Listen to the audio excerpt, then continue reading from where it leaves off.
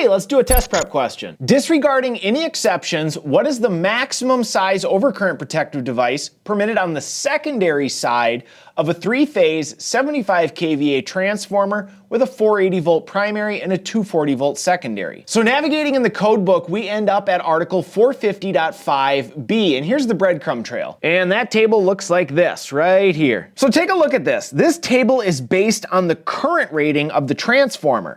Since we're interested in the secondary protection of the transformer, we need to calculate the secondary current of the transformer. Unfortunately, that formula is not in the code book, so we have to know that formula. So for a three-phase transformer, this is our formula. Our secondary current is going to be the kVA of the transformer times 1,000. Then we're going to divide all that by the secondary voltage. And because this is three-phase, we have to multiply the bottom by the square root of 3. That's very important. So we're going to go ahead and plug in our values here. So 75 kVA times 1,000.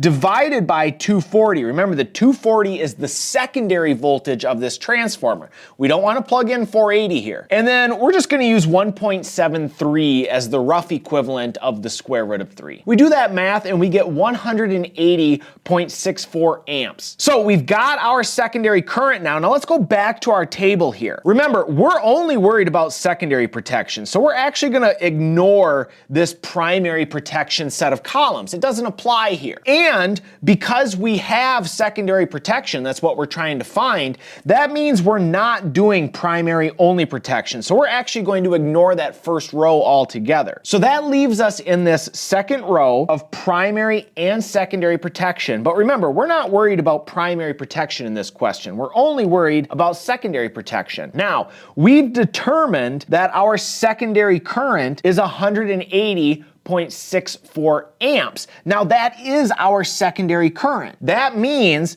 we're not going to be using the currents less than 9 amps. So that leaves our multiplier as 125%. So our OCPD is just simply that 180.64 amps that we calculated, and we're going to multiply that by 125%, which gives us 225.8 amps. Now remember, the question is asking for the maximum overcurrent protective device. So because note 1 allows us to round up, we're allowed to take that 225.8 amps and we're allowed to go all the way up to 250 amps, which is our answer. Hey, make sure you subscribe for more questions of the day. If you want a real live test prep class that does a lot more of this kind of learning, check out my test prep class at smartersparky.com. I teach it live 3 times a year.